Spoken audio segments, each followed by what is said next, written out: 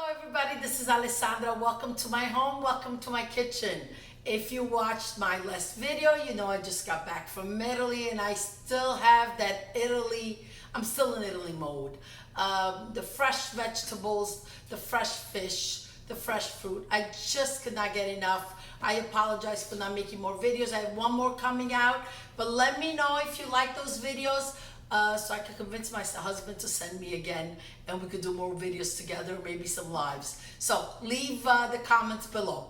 Today I'm going to be making with you shishito peppers. Shishito peppers is what we grew up with in Naples, Italy. We call them friarielli. Friarielli meaning friggitelli, meaning little fryers. And also they're also called ebabarolil roshum, meaning the little peppers of the rivers.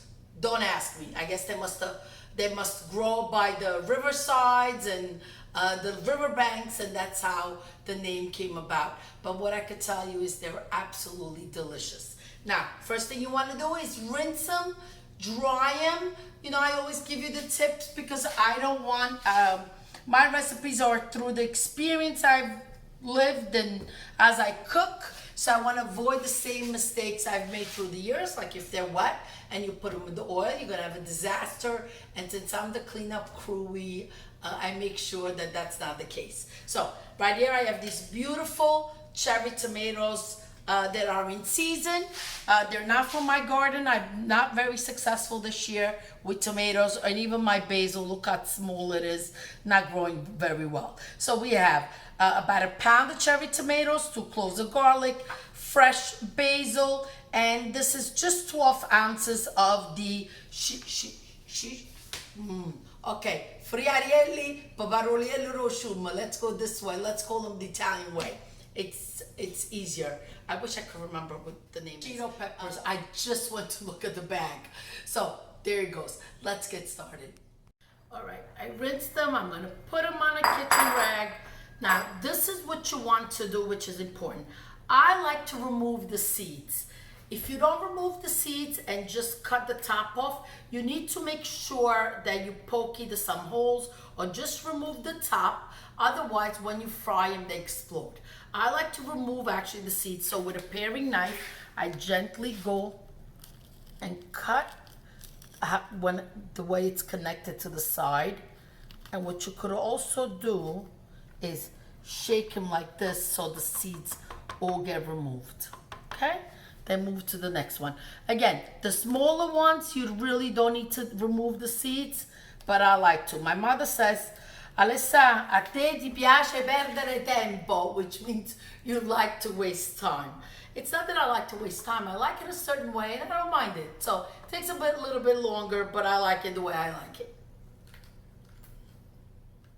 With the little ones, you could also cut the top off, slit off to the side, right, like this, and then it's easier to remove the seeds like that. So either way, whatever you find more comfortable works. I'll continue on because I don't want to bore you, and I'll meet you back in a little bit when they're all done. The seeds I've removed. Let's move over to the stove. I'm gonna have a frying pan with vegetable oil and let's get them fried. On medium-high heat, I have the frying pan. I added about 1.5 cups of vegetable oil. Now you're gonna fry them not all at once, a few at a time, and gently. You don't wanna overheat the oil where it splatters everywhere. So come closer and let's take a look. There it goes. Few at a time. Again, not so high on the heat and not so many at once.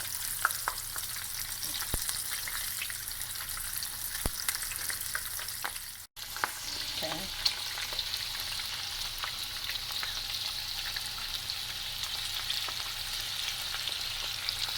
Turn them as they fry on one side.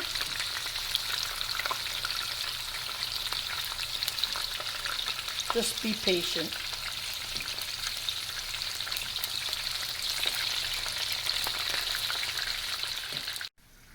No wasting time. So as they're frying gently, so I'm here. What I'm going to do is just remove the stem and cut the cherry tomatoes in half, like this. Remove the stem and cut them in half, and keep an eye on the peppers at the same time. Si dice a Napoli, friggendo e guardando il gatto, which means that I'm doing something, frying and doing something else, but literally it means frying and watching the cat, because meaning that you fry the fish and the cat is watching you if you drop anything so they could grab it. Funny little, these things pop up in my head, and it's just because I've heard them so many times growing up. As they fry, just remember to keep flipping them. See, when they turn a little brown, that's perfect. That's all flavor. Just give it, we're gonna leave it in a couple more minutes and then remove them. See, they look perfect. Now I'm going to go ahead and remove them. And drain them on a paper towel until the next step.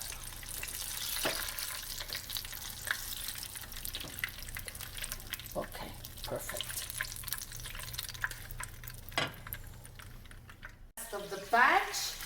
Now, we're gonna drain them on a paper towel. I'm also gonna dry them with an extra paper towel on top. I want you to take a look at the oil. We didn't use too much oil. You see, there's still plenty left in the frying pan, which is great. Medium heat, a couple tablespoons of olive oil. I'm using extra virgin. You don't need too much oil, because don't forget, the peppers have the oil that we fried in. So just a couple tablespoons is enough.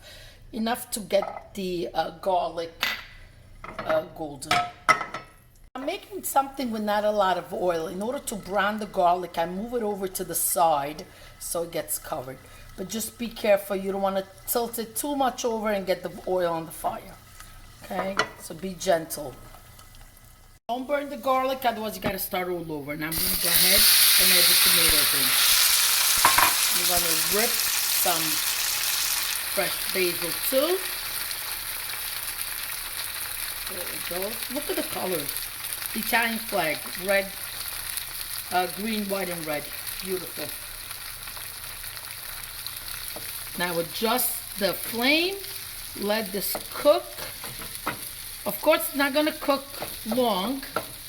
We're going to keep an eye on it. Usually I don't time anything, but for you, I will. 10 minutes in, and I'm going to adjust the salt, because I didn't put any salt anywhere. So let's go ahead. I'm using sea salt, which I like.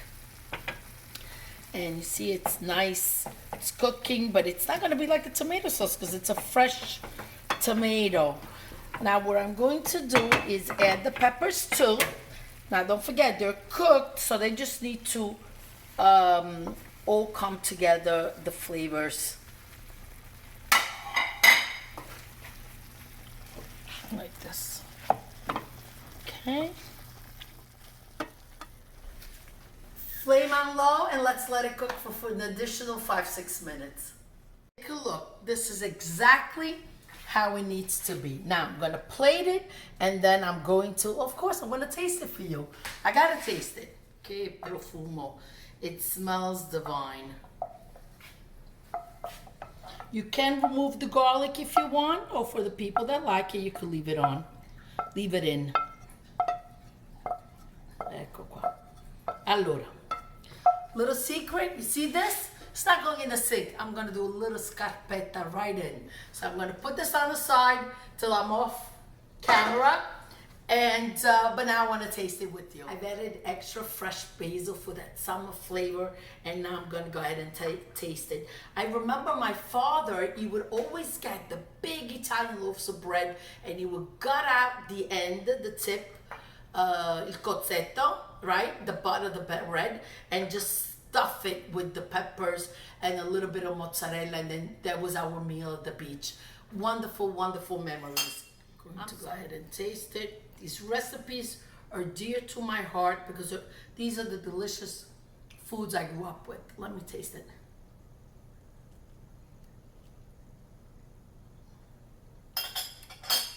Delicious. Perfetto, delizioso. I made also little appetizers with mozzarella and the pepper on top. Great for summer entertaining, great for vegetarians, and if you're vegan, just skip the mozzarella and just have the peppers. Thank you for watching. Alla prossima, arrivederci. E non vi dimenticate, hit the like button, hit the subscribe. A lot of recipes coming up. Grazie, ciao ciao.